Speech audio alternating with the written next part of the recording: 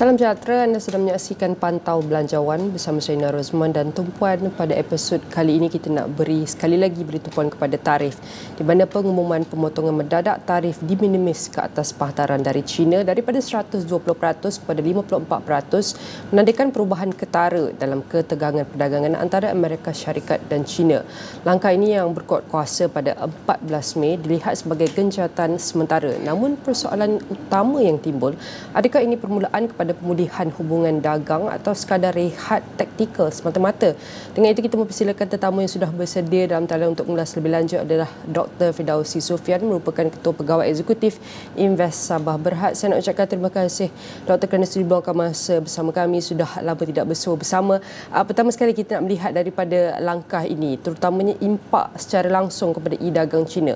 Macam mana pemotongan tarif de minimis kepada 54% dan yuran tetap $100 ini akan bagi kesan terutamanya kepada model bisnes platform e-dagang China macam Shein dan Temu yang semakin meningkat naik dalam kalangan ataupun kita lihat penduduk Asia Tenggara ini yang sebelum ini memang bergantung kepada pengecualian tarif untuk tembus pasaran Amerika Syarikat. Mungkin bantu kami faham situasi ini. Ya, Nina, sekiranya kita lihat perkara ini, pada mulanya tarif diperkenalkan yang begitu tinggi, ya 125 untuk de minimis tarif ini, tapi nampaknya telah diturunkan kepada 54%. Dan kalau kita lihat memanglah gencatan senjata ini mungkin sementara kerana apa-apa pun boleh berlaku. Namun apa yang nyata di sini adalah di mana apabila dinaikkan nampaknya memang memberi tekanan sebenarnya kepada pasaran dan juga pengguna-pengguna di Amerika Syarikat, di mana secara tidak langsung mereka harus melakukan perbincangan dan juga untuk menurunkan tarif de minimis tarif ini. Nah, sekarang ini kalau kita lihat ya, biasanya apa yang kita lihat senjata kebergantungan yang digunakan secara umum adalah tarif yang kita dengar sebelum ini kepada syarikat-syarikat besar, right? Dan sekarang ini pula kepada syarikat-syarikat contohnya macam platform e-commerce juga terkesan daripada tarif itu. Tapi peluru ini lebih tajam dibandingkan dengan senjata yang digunakan untuk tarif yang secara umum, kerana ini terus mempunyai target terus kepada MSME dan juga SME, ya. Tapi apa-apa pun yang kita lihat sekarang ini nampaknya tekanan itu memang ada, terutamanya di Amerika Syarikat. Namun bukanlah seperti sebelum ini, kerana sebelum ini kalau kita lihat di mana Trump mengatakan bahawa de minimis tarif ini adalah digunakan sebagai lumbuk China untuk digunakan sebagai laluan ke pasaran Amerika Syarikat dengan kos pematuhan yang rendah ataupun tidak begitu banyak oversight, ya.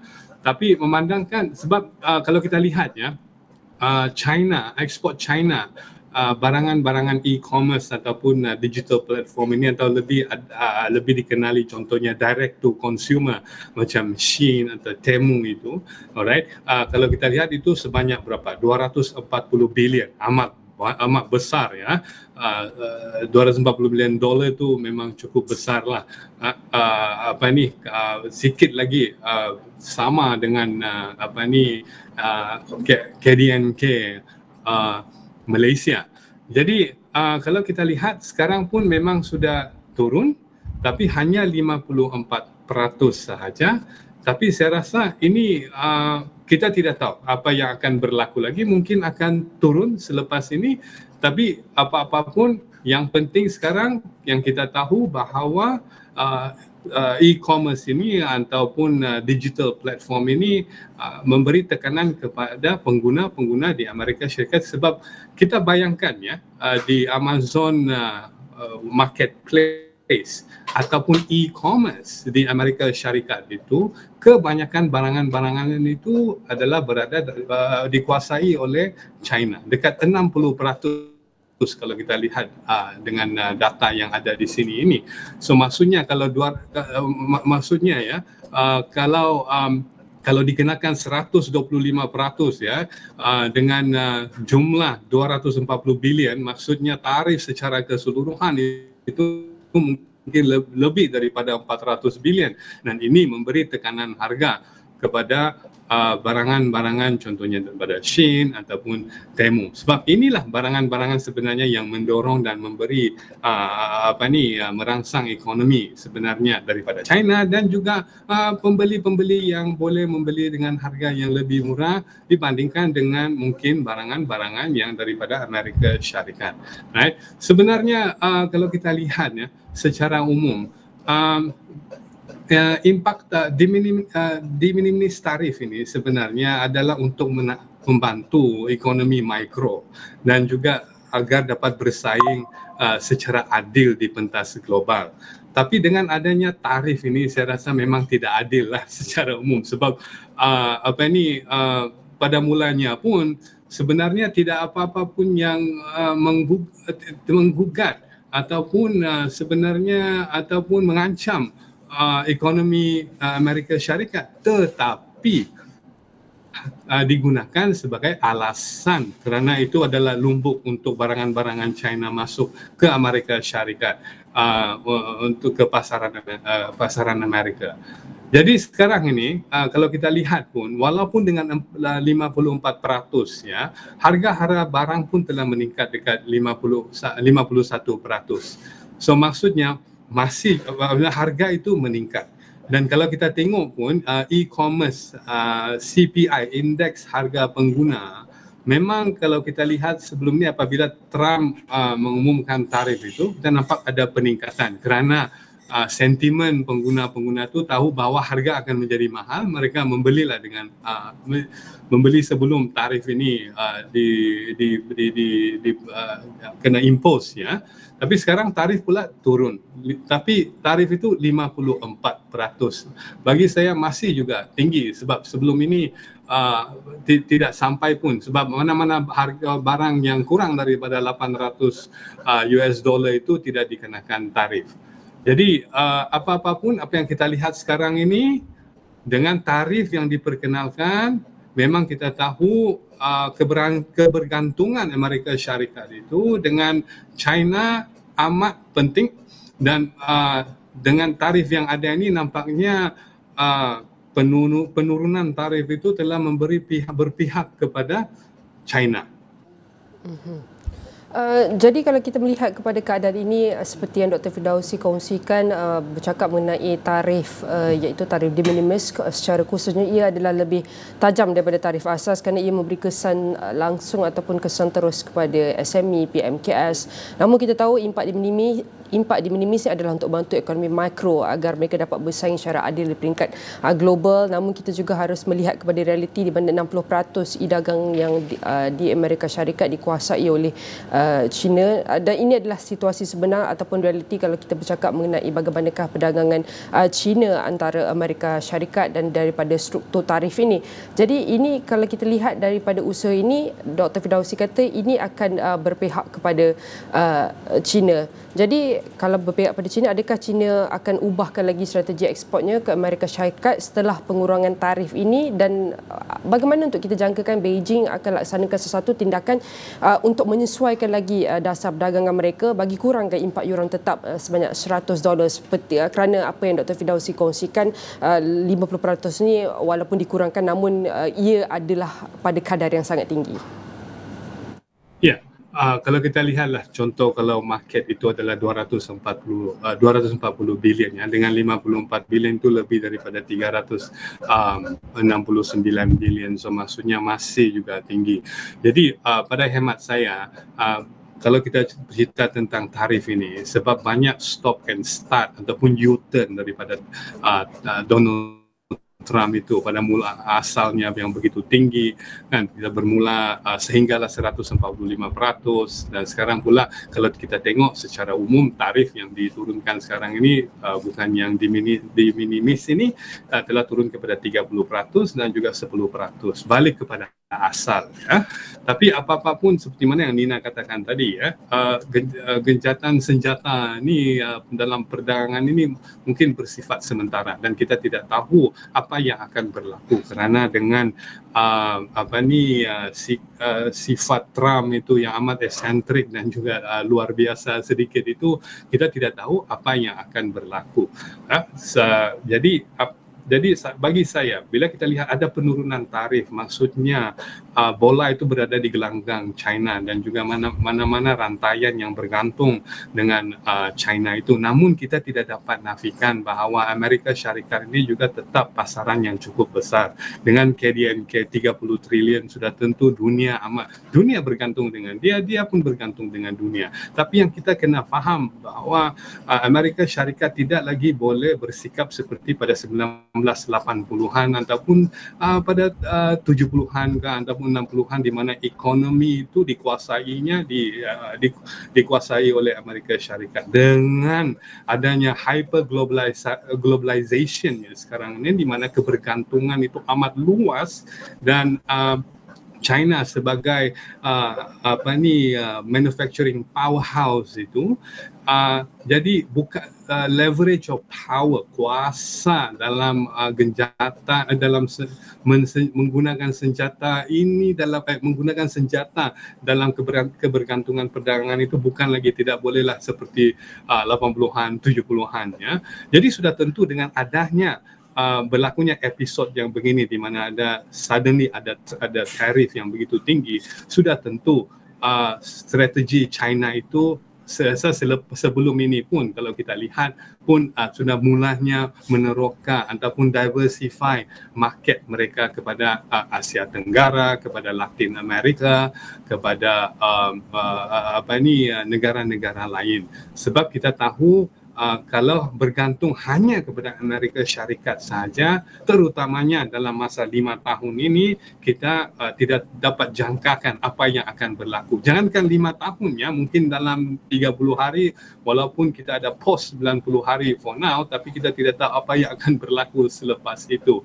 Jadi kata kuncinya di sini adalah untuk meneroka pasaran yang baru, dan sebab kita tidak boleh bergantung lagi dengan negara di mana terlalu dari segi jangkaan itu amat luar jangka dari segi dasar-dasar perdagangan.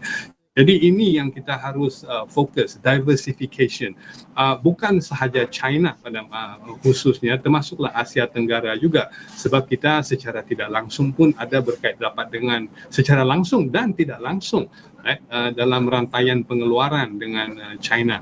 Jadi apa-apa pun sekarang ini kalau kita lihat, China pun sudah bermula ya, dia sudah mulakan meneroka pasaran-pasaran baru, dan ini adalah titik tolak di mana untuk mengurangkan kebergantungan kepada Amerika Syarikat.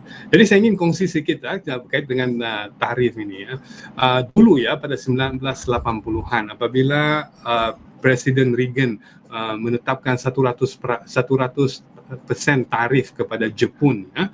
Jadi apa yang berlaku pada masa itu, Jepun telah meneroka Malaysia dan juga Asia Tenggara sebagai pasaran baru untuk sektor pembuatan microchip, dan di sanalah mulanya Malaysia menjadi hub untuk microchip pada masa itu. So kadang-kala dalam tarif ini kita harus lihat silver lining, right? We never let good tarif go into waste. Maksudnya walaupun tarif ini memang sesuatu perkara yang kalau boleh kita tidak suka dengar, ahli ekonomis ataupun peniaga memang tidak suka dengar tentang tarif ini, kecuali Trump lah. Dia mempunyai agenda dan juga idea yang berbeza, tapi sebenarnya dia ada silver lining di mana dia memberi pencetus kepada kita untuk kerja dan usaha meneroka pasaran yang lebih luas. Pasaran contohnya kalau kita tengok Latin Amerika dan juga Timur Tengah mempunyai pertumbuhan 24%, 14%. Jadi maksudnya di sana ada market yang baru. Jadi saya rasa China akan mula dan juga negara-negara lain pun akan mula. Sebab kita kena explore win-win situation, bukannya zero-sum game sekarang ini. Apatah lagi sekarang ni apabila dalam dunia dalam perdagangan dunia global ini baru sahaja kita recover daripada COVID-19 kan. Jadi ini tiba-tiba ada pula Trump tarif. Jadi jadi negara-negara akan usaha untuk mencari win-win situation untuk memastikan pasaran mereka terus kukuh. Betul, ini adalah antara kita lihat pertarungan antara two big brothers, two big giants global antara Amerika Syarikat dan juga China. Penting untuk kita memahami bagaimanakah kedudukan Amerika Syarikat dan China dalam perundingan dagangan global, seperti yang Dr. Firdausi kongsikan bahawa antara kita lihat perubahan ataupun trend di mana China dengan strategi plus one termasuk juga dengan BRICS telah mula mencari ataupun meneroka diversifikasi aset pelaburan pasaran lain untuk memastikan pengukuhan ataupun kestabilan ekonomi masing-masing, kerana penting untuk meneliti ini kerana setiap negara akan menjaga keutamaan dan kepentingan mereka masing-masing dan mereka akan teliti daripada segi cabaran sehinggalah peluang apa yang boleh dilakukan untuk kita pacu lagi kedudukan ekonomi dalam apa jua keadaan. Tetapi kita nak melihat daripada perkara ini, Dr. Sofian, nak melihat kepada risiko kepada rantaian bekalan global terutamanya. Jika kita lihat antara perang tarif antara Amerika Syarikat daripada tarif asas kepada reciprocal tarif dan juga iaitu sekarang adalah de minimis tarif tertentu, ia akan memberi kesan langsung bukan sahaja antara Amerika Syarikat dan China tetapi kesan langsung kepada keseluruhan rantaian bekalan global ini. Dan kita lihat bagaimanakah antara kesan-kesan yang akan diterima oleh negara lain terutamanya seperti Malaysia seperti contoh, antara negara yang kecil, sebuah ekonomi yang terbuka dan punya hubungan yang sangat besar antara Amerika Syarikat dan juga bersama China ini. Kita lihat antara kesan-kesan yang boleh kita teliti dan apakah antara risiko yang boleh kita atasi dengan segera. Tapi doktor, jangan ke mana-mana, kita akan berhenti seketika dan kembali selepas ini.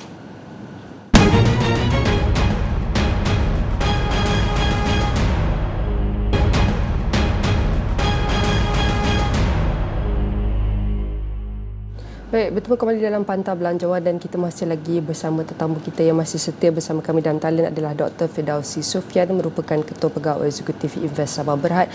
Saya nak ucapkan terima kasih Dr. Firdausi kerana masih setia bersama kami. Tapi tadi sebelum kita berhenti rehat, pada sesi pertama banyak yang telah dikongsikan Dr. Firdausi daripada segi struktur perdagangan antara Amerika Syarikat dan China, terutamanya daripada segi perdagangan ataupun perang tarif ini, di manakah kedudukannya ketika ini. Penting untuk kita fahami rundingan antara kedua-dua negara dalam dagangan global dan sudah tentu perubahan polisi antara kedua-dua big giants, big brothers ini sudah mencerminkan ada anjakan ataupun perubahan paradigma dalam dunia perdagangan global sudah tentu. Dan penting untuk kita meliti, berkatakan Malaysia tidak perlu panik daripada kita lihat gencatan ataupun daripada segi perang tarif ini, kerana banyak lagi usaha yang boleh kita teliti daripada perkara ini. Sepertinya kalau kita lihat Perdana Menteri Datuk Seri Anwar Ibrahim yang mengadakan lawatan ke Kazan Forum untuk bertemu dengan Presiden Rusia, dan daripada sini ia mencerminkan bagaimanakah kita meliti hubungan Malaysia bersama BRICS, bagaimanakah ia dapat memperkukuhkan lagi perdagangan Malaysia daripada segi kita menerima tempias ataupun kesan daripada perdagangan ataupun perang perdagangan antara Amerika Syarikat dan China. Tapi bagaimana untuk Malaysia sendiri, Dr. Firdausi, belajar daripada negara-negara lain yang negara yang lebih advance, yang mempunyai sumber, yang mempunyai dana, yang menghadapi ataupun apakah antara mitigation yang dilakukan oleh negara lain untuk pastikan iaitu kepentingan dan keutamaan mereka terjaga. Apa antara key learnings dan key takeaways yang Malaysia boleh ambil, Doktor? Ya, saya rasa apabila berlakunya tarif ini sudah tentu mempunyai risiko-risiko yang tertentu dan banyak kita boleh pelajari, sebab sebelum ini tarif ini bukanlah sesuatu yang baru di dalam dikenakan kepada dunia, terutamanya di Amerika Syarikat, namun konteks dan masa itu sudah berubah. Risiko pertama apabila ada tarif ini sudah tentu kalau kita lihat memang KDNK bukan saja Malaysia tetapi secara global ini memang akan mengucup, dan kalau kita lihat pun sudah IMF mengatakan bahawa dekat 2.7 akan turun ke 0.3 mata. Jadi ini apatah lagi kalau Malaysia, apatah lagi kalau China. China sendiri pun kalau kita lihat ekspor pun sudah merundung 21% ya. Dan setiap tarif memang ada risiko, setiap tarif memang mempunyai impak yang negatif walaupun kita harus fokus kepada silver lining, tapi pada masa yang sama kita harus ketahui bahawa setiap negara pun mempunyai cabaran domestik tersendiri. Contohnya China, apabila ekspor telah menurun 21% itu, dan mereka mempunyai cabaran mereka tersendiri juga, terutamanya hutang dalam provinsi-provinsi ya, dan juga kita nampak banyak capital flight ataupun FDI yang telah keluar sebelum ini pun kepada negara-negara contohnya Vietnam, Cambodia, Laos ya. Jadi ini cabaran-cabaran ini sebenarnya kita kena tangani dengan untuk perkukuhkan perdagangan. Apa-apa pun saya rasa walaupun dengan adanya tarif yang sebegini, tarif yang mengejut oleh Trump ni ya, apa-apa pun apa yang kita boleh pelajari ada dua perkara. Pertama, kita kena akui dua perkara. Ada yang di luar kawalan kita, ada yang di dalam kawalan kita. Right? Kalau contohnya kita ambil Malaysia, sekarang ini pengurusi ASEAN ya, GDP ASEAN itu 3.8 trilion dan China 19 trilion, Japan dekat 4 trilion, Korea dekat 1 trilion. Sekiranya kita boleh gabung ini sebagai satu blok untuk mengukuhkan rantaian pengeluaran itu, sudah tentu kita boleh kita boleh cushion ataupun mitigasi impak daripada Trump tarif ini. Sebab apa-apa pun apabila berlakunya tarif ini, memang kita kena akui pelabur akan pertama wait and see. Apabila wait and see, pelaburan sudah tentu akan kurang. Dan ataupun ada pelaburan, mungkin pelaburan itu tidaklah sebesar sebelum Trump tarif. Jadi sudah tentu memang ada pengurangan daripada dari segi pelaburan. Ada juga kita lihat laporan yang sedia ada ini, contohnya macam KDNK, termasuk Perdana Menteri sendiri pun telah akui bahawa KDNK kita ni mungkin akan kurang pada tahun ini kerana bukan di luar kawalan kita, dan mungkin dekat 11.6 bilion mungkin kita akan kurang, sebab unjuran KDNK kita ni sepatutnya dekat 4.5 ataupun 5%, tapi sekarang ini mungkin dekat 3.8%, tapi masih okey, masih sihat, sebab ini bukan isu fundamental, sebab isu ini adalah isu luaran dari yang kita tidak dapat kawal. Jadi apa yang kita boleh lakukan apabilanya ada Trump tarif ini? Pertama, kita harus kukuhkan perniagaan domestik kita. Saya rasa itu adalah pertama. Kepentingan domestik itu mesti diutamakan untuk mengukuhkan rantaian domestik ini. Nah, sekarang ini Malaysia fiscal deficit kita telah kurang 4.3%. Itu adalah satu perkara yang baik. Maksudnya kita ada ruang fiskal sebenarnya dekat 12 bilion itu untuk merangsang ekonomi. Kalau kita lihat pun sekarang ini SRR pun telah diturunkan, di mana maksudnya ada lebih banyak wang di bank itu untuk kita membuat pelaburan ya. Jadi banyak aspek dari segi domestik ini kita kena kukuhkan. Right? Saya rasa itu adalah way forward untuk sementara ini. Kita ada banyak dasar-dasar, kita ada dasar kerangka madani, kita ada NIMP, NETR. So semua ini walaupun ia bergantung dengan rantaian pengeluaran di global, namun pertama sekali apa yang kita kena kukuhkan adalah domestic economy. Sebab bagaimana orang ingin berniaga dengan kita kalau domestik kita tidak kukuh ya. Jadi kita kena perkukuhkan. Jadi ini adalah apa kita katakan sebagai downside, ialah risiko tu ada upside, downside dan juga upside risiko. Jadi dua-dua ini kita kena assess dan juga lihat. So sekarang ini apa yang kita boleh lakukan, terutamanya di Asia di Asia Tenggara ini, kita kena faham bahawa kebanyakan pengeluaran ini kalau di dalam dunia ekspor sektor memang diterajui oleh negara-negara membangun dan juga emerging economy, contohnya India, Brazil dan juga China.